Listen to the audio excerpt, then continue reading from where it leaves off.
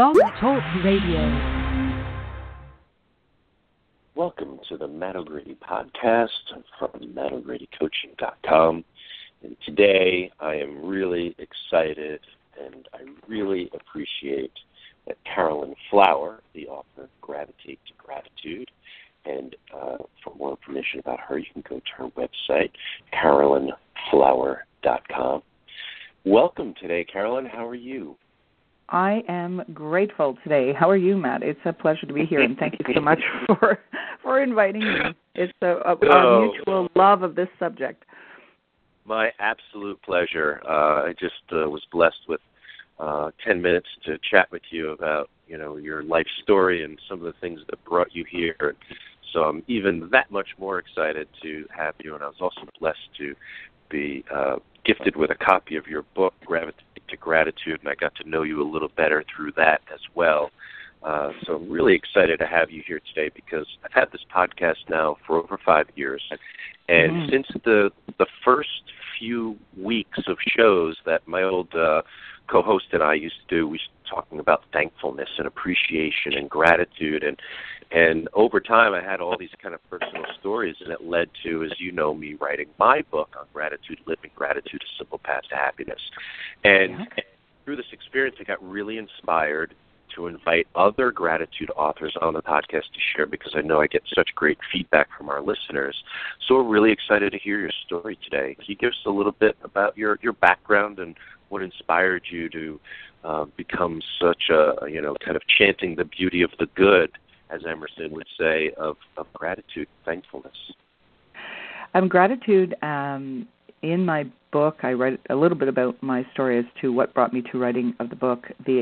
What brought me to gratitude, I think I may not have been actually aware of practicing it fully, but it has been, it has guided my life. And I think that I started to be a little bit more aware of using it as a tool, if you will. You want to get business about it when my ex-husband and I decided to retire our marriage after 18 years. And so we have 3 beautiful children, and we chose a collaborative divorce philosophy for us. That was going to be our story. And as we went through that journey with our children and went our separate ways, which we're not separate, I mean, at the point where we're all very, very good friends, we have a really wonderful story, gratitude was what was leading us. And so when I decided to write my first book, which is now going to be my second book, but I didn't know that at the time, there was a chapter in there that I was writing specifically. I'm only the scribe. There was the chapter in that book specifically about gratitude, and I found myself spending an awful lot of time writing that chapter and wanting to share that so much with families who, would go down that journey. So as I was writing that chapter, I realized that I wanted to provide maybe some journaling pages within the book, and I wanted to really encourage people to focus on what works. We all know when you're addressing a divorce situation that there's obviously enough things that aren't working, but what is working? What can you take away? What can you offer your children? What can you take forward that is a positive mindset, and it's all about the way you think. So that chapter developed into an entire book. And in that book, I wanted to explain a little bit about why you might want to choose gratitude. And then there's pages to write in there and to reflect, and there's a couple of questions on each page that really has you refocus the lens of your life and discover the art of your possible, which is really the mission and the message of where I go with my business now. So I took time to write that book because of a personal challenge, because of a loss. It's amazing how things kind of open up when we're willing to go deeper and take a look. Life is a constantly changing experience, and it sounds like you had the consciousness and the wherewithal to take a difficult, potentially much more difficult time in your life and turn it into something really beautiful that helps people. So congratulations to you on that. Oh, thank you very much. Congratulations to you on your book and inspiring it forward. I think, as you and I have discussed, the more awareness we bring to, the readiness of the power of gratitude wellness. I mean, it really is a wellness strategy. for your life. I mean, you can tap into that at any time. I think with a word like gratitude, I think that people hear the word, they hear it often. It's used in so many different contexts that if you just, I'm one who meditates every day because I just find that's just an amazing life strategy for me. And if you take time to really focus on what you're grateful for every day, without it just being a trite word in your vocabulary, really, really pay attention to it and either write it down or call it to your mind anytime, you can change your mindset in a heartbeat. So true. What a great life strategy, as you put it, is being able to take that kind of command of your consciousness and direct your life into the places that we want to experience as opposed to focusing on what we don't want. You talk about this in the book, and you've really curated some beautiful quotes from Maya Angelou and Oprah Winfrey and Jack Canfield and Emerson and Buddha, really elucidating these directions in your philosophy. You said something interesting previously, and I didn't want to miss it, talking about the why, why we practice gratitude. Can you share a little bit about your philosophy there, just, in general? Gratitude is a gift that you can give to yourself. You can give that to yourself every day. And why would you want to, when you have a choice, which you do, and I think that's part of what we need to, bring out into full awareness, that you actually get to choose your thoughts every day. You get to choose the direction that you set your mind in. And the misconception is that we are driven by the circumstances that are exterior to us. Right? That the world, that everything happens around the world influences, and it should be directing us, the exterior. And I mean, life doesn't happen to you; it happens for you. So when you're in, circumstances that are, quote unquote, a negative place, I mean, you can flip that around. You can change that. And because you have the ability to choose, you get to go within and figure out, okay, how is it that I want to perceive this particular situation today? How do I want to frame this? For example, I share in the book what my life event was that really had me fully aware of being grateful. One day I get a phone call from my mom that my father had passed away in his sleep. And that circumstance, unexpected, and people live unexpected circumstances every single moment of every single day. But my choice was, is this going to be a catastrophic event for me? Yeah, I've just lost my father, and unbeknownst to me at that particular moment, inherited my mom, who had about 10 different illnesses I was unaware of, and I became her caregiver. And that was a big change in my life. Everything had to stop.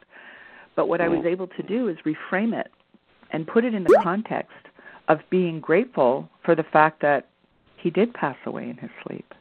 I mean, how beautiful is that? Yes. Right? And that I had resources, and I became aware very quickly of kindness and compassion.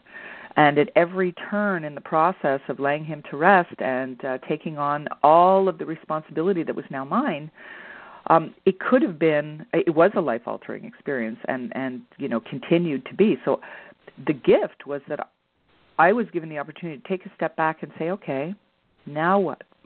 Where am I going to take my life now? And had that event not happened, I probably I may not have begun the journey of completely shifting around what I was doing professionally and choosing, to teach and to kind of inspire it forward. And I took my business in an entirely different direction. So while I miss my father every second, I'm grateful for that experience. So that's what I was trying to do in the book. And the other thing that I chose to do was at the beginning, this all happened in 2012, and I spent an awful lot of time in 2013 caring for her. And in 2014, I made a decision on the first of the year that I was going to write gratitude for 365 days. And it was the gratitude experiment. I wanted to see what would happen. How would that affect my life? And I was very vigilant.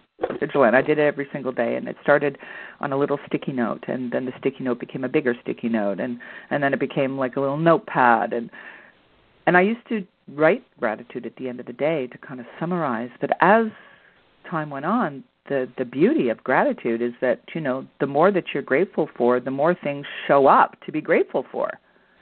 Right. So the more aware you are, the more you walk through your life and you're grateful, the more you see. I couldn't wait to the end of the day to write anymore. I used to write it whenever it came up. Mm-hmm. So when we choose to focus on what we're grateful for, it's like a little, I say, magic fairy dust. Your life changes in just extraordinary ways. And after writing for a year, at the end of the year, at the beginning of 2015, I took out all the notes in the jar. And I was able to. I felt more blessed than I had ever felt in my life, and I had some struggles that year, but it didn't matter. Mm-hmm. Yeah, it's an interesting thing, and one of the coolest things I think is that science is continuing to unfold the neuroplasticity of the gratitude effect on people, and just, people recovering from surgeries or chemotherapy and using the practice of gratitude, appreciation, thankfulness, and refocusing. One of the things you touched on it earlier, and this chapter here, bless away stress by refocusing the lens. And the quote you curated here really perfectly from Wayne Dyer is, most people are searching for happiness outside of themselves. That's right. A fundamental mistake.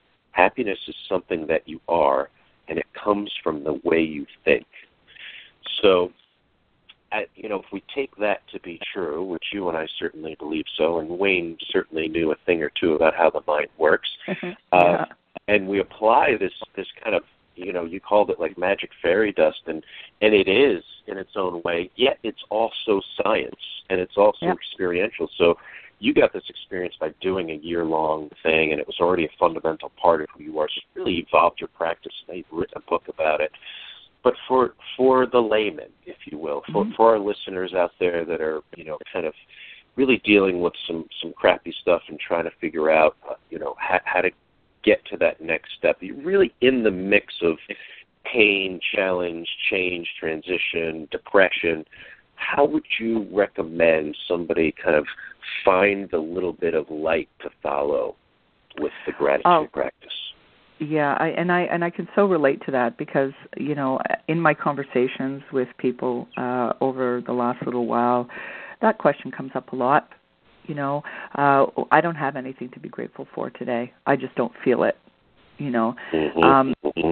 I spent some time last month at a Tony Robbins event, and he has an exercise that he has us do, and it's a very, very he calls it the emotional flood. So what he asked us to do, which was very, very powerful, and I've done it every day since, and I recommend it to other people. So it's not my strategy. It takes my strategy another step further, and I think this may be something that people could do when they can't call to mind right now in their circumstance, today, in the pain and in the challenges they're feeling, is to actually take a step back into your life. And this exercise involves just getting very quiet and putting your hands over your heart and just feeling your heartbeat, just to feel how grateful you are to be, and to feel the power of your heart. And then what he asks you to do is to step back into your life and recall 3 moments in your life that you felt extreme gratitude. And I immediately went back to the births of my 3 children, and we did that exercise a number of times over a 4-day period. But I think what it does is it allows you to recall, because you may not be able to feel grateful today, but you can recall the feeling of being grateful at another time in your life. And he literally asks you to step into that moment with both feet and with your heart, and to stay there and to feel that feeling. And before you do the exercise, the question he asks is, on a scale of 1 to 10, think of the biggest challenge or problem you have in your life right now. And then everyone's, left to think about how their life is, they're struggling. Then you do this exercise. Then he asks the question again after the exercise, and it takes about 15 minutes. He says, now I want you to take that same challenge or problem, and I want you to rate it on a scale of 1 to 10. And everybody's rating went down. Because you're able to really feel what it feels like to be grateful. Doesn't mean the problem goes away. It just allows you to reframe it, and it allows you to find one thing maybe that you can find as something that you can take away or something you can shift. Just that small little shift sometimes in your thinking allows you to breathe a little easier, to feel a little bit of relief, to move on to the next moment, to get through whatever you need to do to get through the challenge that's in your path. Right? That's right. Yeah, and I think that's really great advice. And even for me, someone who's been practicing gratitude, consciously for 2 decades, and there are mornings when, my practice gets up and I'm real tired, or my 4-year-old was doing his thing, or you know what I mean? You just never know. Yep.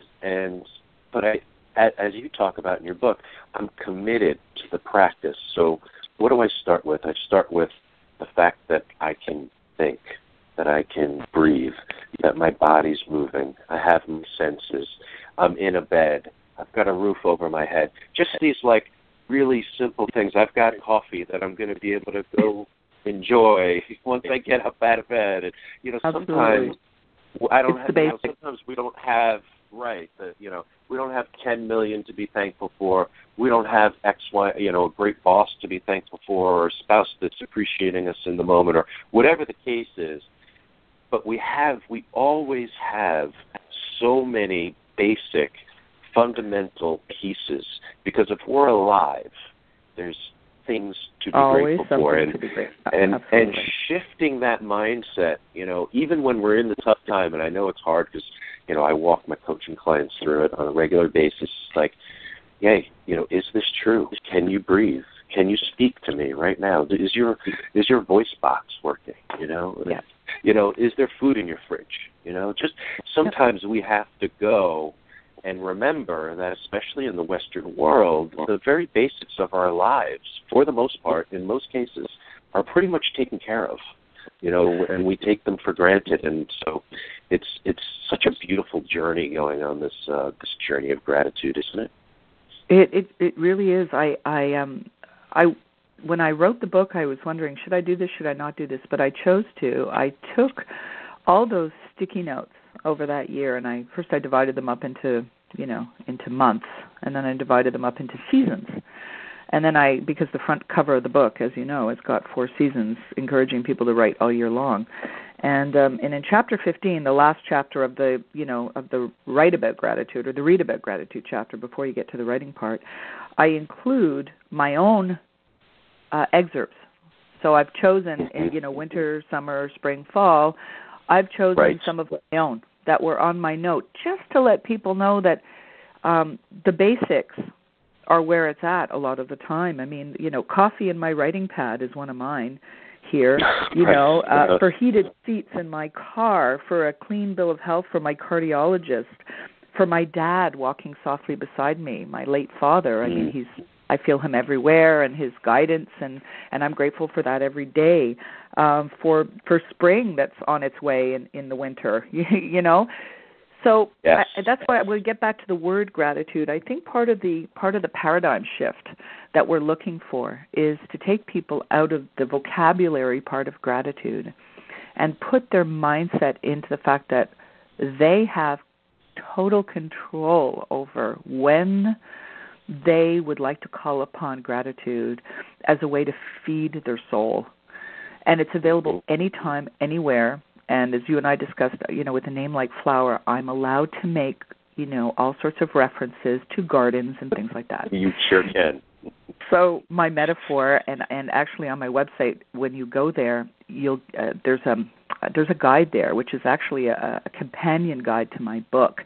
And it's a guide to grow your own gratitude garden, and it walks people through the first 30 days of practicing gratitude with full awareness. Oh, that's and every cool. day I give them, a new tool. And the whole thing is a metaphor. The whole guide is a metaphor around literally growing a garden, right down to preparing your soil and cultivating that soil and loving it and giving it lots of water and sunshine and warmth, and and watching those seeds grow.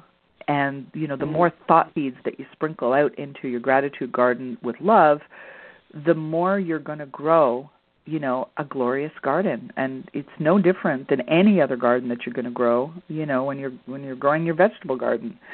So you want to do that. You want to do that every day. And as we know, being consistent with anything creates some momentum. And once you create some momentum, you've got this power, for gratitude wellness. Yes. And it's a wellness strategy. It's a preventative medicine. I'm aware of a couple of studies in the University of California, Irvine, I believe, where they actually took a 90-day or a 60-day. They took patients. They took all their vitals before and after, asking them to write gratitude. And the results were just mind-blowing, because everybody who was in the control group that wrote gratitude, they had changes in their entire physiology. Their blood pressure went down, their platelet count changed. I mean, this is all documented studies, and thankfully, the scientific community is really paying some attention to this. Yes, without a doubt. I mean, we talk about the practice and the resistance to the practice. I've never regretted one moment being grateful, attempting to focus on gratitude, working my way into more gratefulness, finding things to appreciate and be thankful for. It's one of those things I've done many thousands of times. And how many things can we honestly say that, are regular practices in our lives that always give goodness, always help, always have beauty and goodness around them. And that's why, for me, one of the reasons that I've fallen in love with gratitude, and it sounds to me, you have a very similar take on it, that it's just always bringing light and peace and miracles, as you put it, sprinkling the fairy dust of life, of goodness on our lives. And so that's just something that inspires me, is it's always doing the good work for us. It is. I did an experiment myself. I was in California last year, and I was studying. I was actually studying at the Chopra Center, and I chose to spend the next couple of weeks going up the California coast. I hadn't released the book yet. It was coming out in September, but I had it with me, and I was really, I was sowing the seeds of gratitude up the California coast. And but I talked to people, right? And I asked everyone the same question. So I lost count of how many people I talked to, a couple of hundred people. And it was, people on Highway 1 right by the beautiful landscapes, people in Santa Barbara sitting in a restaurant. I mean, it was, I went from Carlsbad up to San Francisco.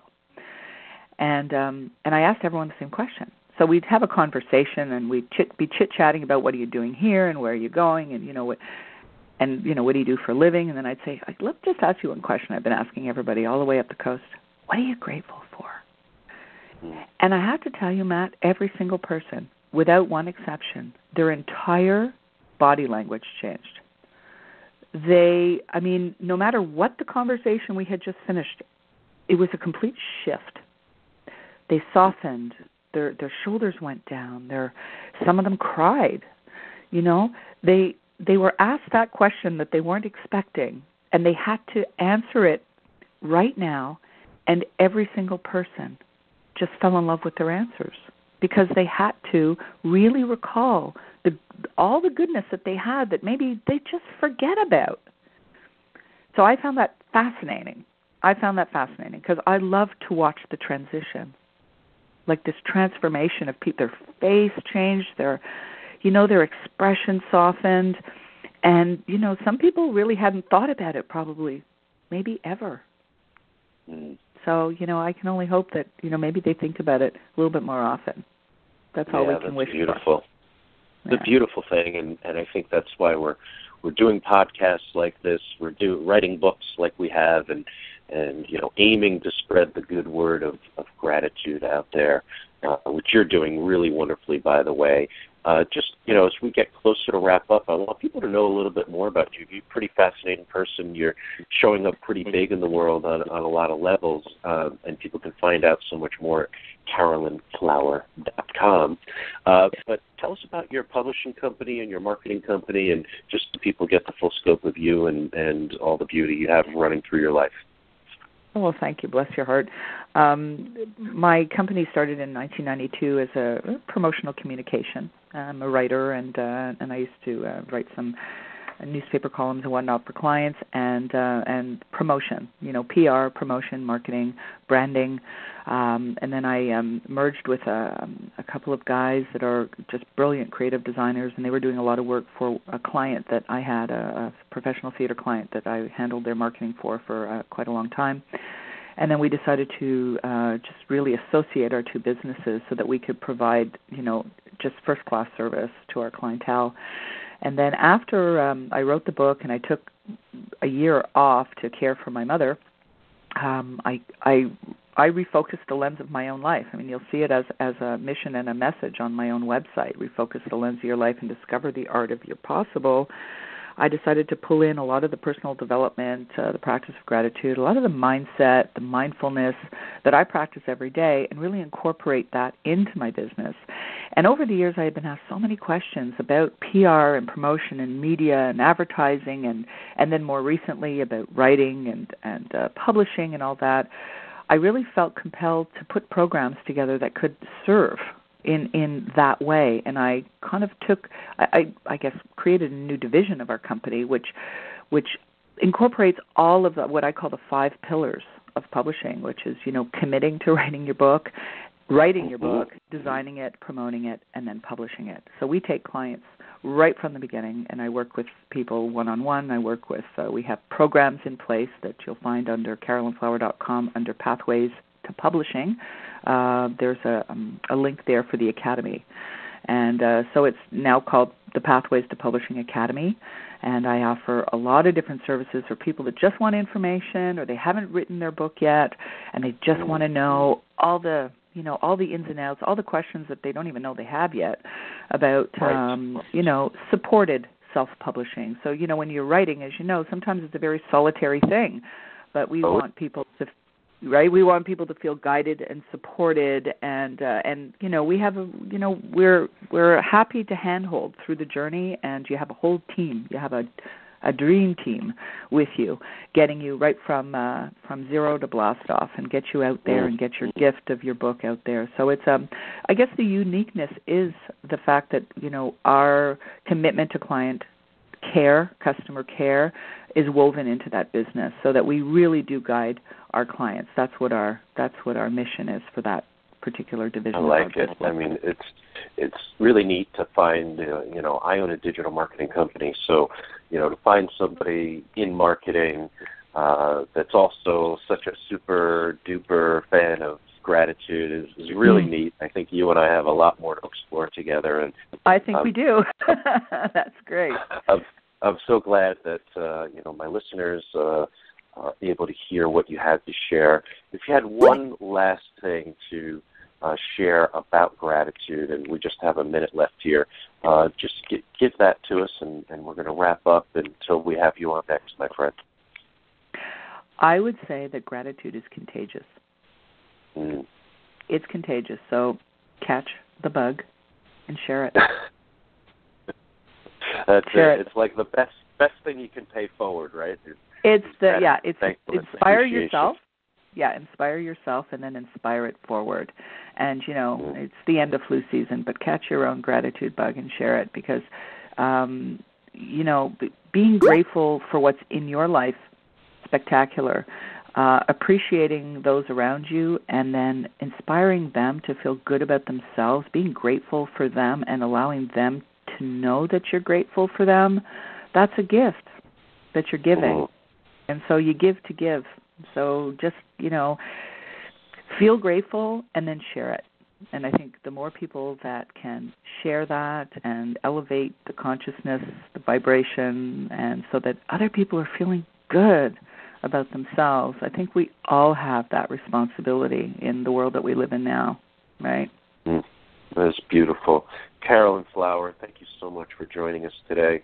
For more on Carolyn, carolynflower.com. And I'm serious, I hope to have you back on, and we'll do this hopefully many times to come, my friend.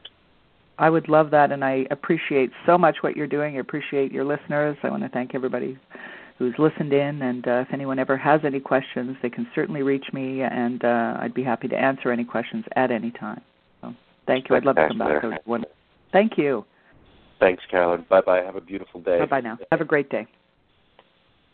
That was Carolyn Flower. She did an amazing job. Just so beautiful to see these amazing people that we have, access to and stay connected to. For more information, go to... You're welcome. You're welcome. For more information, go to mattogradycoaching.com, and we will be talking to you very soon. Bye, everybody.